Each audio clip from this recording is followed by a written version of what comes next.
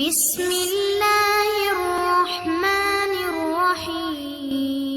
পরিবেশনায় ও পরিচালনায় দিগন্ত। এরপরে 6 নম্বর আমল হলো ইফতার করা। রোজা রেখেছেন কিন্তু ইফতার করেন নাই, রোজা হয়ে যাবে কিন্তু সুন্নাত আদায় হবে না, এজন্য ইফতার করা একটা সুন্নাত। আল্লাহ তাআলা আরহামুর রাহিমিন, এমন একটা মাস রমজান মাস, সারা বছর কিন্তু আমরা নাস্তা করি, সারা বছর যেটা নাস্তা করি রমজানে সে নাস্তাই করি। পার্থক্য হলো সারা বছর নাস্তা করি সকালে, রমজান নাস্তা করি সন্ধ্যায়। মানুষ দীর্ঘ সময় না খেয়ে থাকার পরে যে খাবার খায় সেটাকেই ব্রেকফাস্ট বলে, সেটাকেই নাস্তা বলে। আরবিতে যে ইফতার বলা হয়, এই ইফতার শব্দের অর্থ কিন্তু নাস্তা। ইফতার শব্দের অর্থ কি? নাস্তা। সারা বছর নাস্তা খেলে কোনো সওয়াব হবে, কিন্তু রমজান মাসে আপনি যদি সারাদিন উপবাস থাকার পর সন্ধ্যায় ব্রেকফাস্ট করেন অর্থাৎ ইফতার করেন, তাহলে আল্লাহ তাআলা আপনাকে সুন্নাত পালন করার সওয়াব দিবেন। এই জন্য ভাই, ইফতার করা একটা সুন্নাত। 7 নম্বর, ইফতার আবার তাড়াতাড়ি করা আরেকটা সুন্নাত। এটা 7 নম্বর আমল, ইফতারটা একটু তাড়াতাড়ি করা। তাড়াতাড়ি করা মানে কি? সূর্য ডুবার 2-4 মিনিট আগে। কি বলেন? তাহলে তাড়াতাড়ি কেমনে হলো? তাড়াতাড়ি মানে হলো সূর্য ডুবার সাথে সাথে করা, বিলম্ব বা দেরি না করা।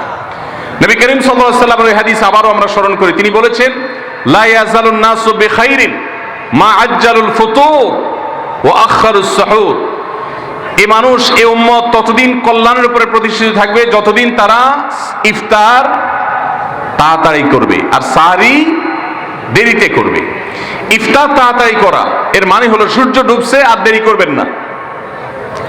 শিয়ারা এবং ইহুদিরা, তাদের মধ্যে রোজা আছে, ফাস্টিং আছে, তারা সেই রোজায় ইফতার করে হলো চতুর্দিক অন্ধকার হয়ে যাওয়ার পর, সূর্য ডুবার পর পর ইফতার করে না। তো এই জন্য নবী সাল্লাল্লাহু আলাইহি সাল্লামের আদর্শ হলো তার বিপরীত, অর্থাৎ সূর্য ডুবার পর পর ইফতার করে ফেলা, অতিরিক্ত বিলম্ব না করা। আল্লাহ আমাদেরকে আমলের তৌফিক দান করুন। 8 নম্বর আমল হলো ইফতারের দোয়া পড়া। ইফতারের দোয়া জানা আছে ভাই? কি দোয়া? আমরা একটা দোয়া কমন জানি বাংলাদেশে মানুষ, সেটা হলো আল্লাহুম্মা লাকা সুমতু আলা রিজকিকা আফতারতু। এটাও হাদিসে বর্ণিত হয়েছে, কিন্তু হাদিসের সনদ নিয়ে অনেকে কোনটা নিয়ে আলাপ তুলেছেন, প্রশ্ন তুলেছেন। আল্লাহুম্মা লাকা সুমতু মানে হলো, হে আল্লাহ, আপনার উদ্দেশ্যে রোজা রেখেছি, ওয়া আলা রিজকিকা আফতারতু, এবং আপনার দেওয়া রিজিক দিয়ে ইফতার করেছি। আর ইফতারের আরেকটা দোয়া হলো যাহাবাজ জামা ওয়াবতাল্লাতিল উরুক ওয়া সাবাতাল আজরু ইনশাআল্লাহ। এটা একটা দোয়া। যদি এগুলো দোয়ামূলক নয়, আমরা দোয়া বলছি, এটা মূলত আল্লাহর কাছ থেকে একটা প্রত্যাশা। এর অর্থ হলো যাহাবাজ জামা, আমার পিপাসা দূর হয়ে গেছে, ওয়াবতাল্লাতিল উরুক, আমার শিরা উপশিরাগুলো সব সিক্ত হয়ে গেছে, ওয়া সাবাতাল আজরু ইনশাআল্লাহ, এবং আল্লাহ চাহেন তো এই রোজার বিনিময় আমার সাব্যস্ত হয়ে গেছে আল্লাহর কাছে, এটা স্থির হয়ে গেছে। এটা হলো ইফতারের দোয়া। ইফতারের দোয়াটা কি ইফতারের আগে করব না পরে করব? ইফতারের দোয়াটা যারা ইফতারের আগে করার পক্ষে তারা হাত তোলেন।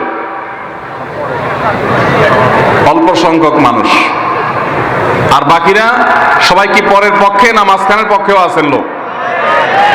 সব পরের। মাশাআল্লাহ, সব সূক্ষ্ম সূক্ষ্ম মাসআলা দেখি গাবতলী মানুষ জানে, মাশাআল্লাহ, অনেক অগ্রসর দেখা যায়। আল্লাহ আমাদের সবাইকে দ্বীনের জন্য কবুল এবং মঞ্জুর করুন, মাশাআল্লাহ। ভাইরা আমার, ইফতারের দোয়াটা ইফতারের পরে করতে হয়, যেটা বেশিরভাগ মানুষ জানে না, কিন্তু আমি অবাক হলাম যে এখানে বেশিরভাগ মানুষ আপনারা জানেন, মাশাআল্লাহ, নলেজেবল মানুষ, বোঝা গেছে। ইফতারের দোয়ার অর্থের দিকে তাকালেই তো বোঝা যায় এটা আগে না পরে।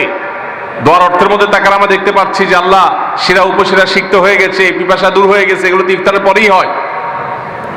অবশ্য আমি অর্থ আগে বলে দিছি, সেটা দেখে হয়তো আপনারা অনেকে বুঝে ফেলছেন, মাশাআল্লাহ।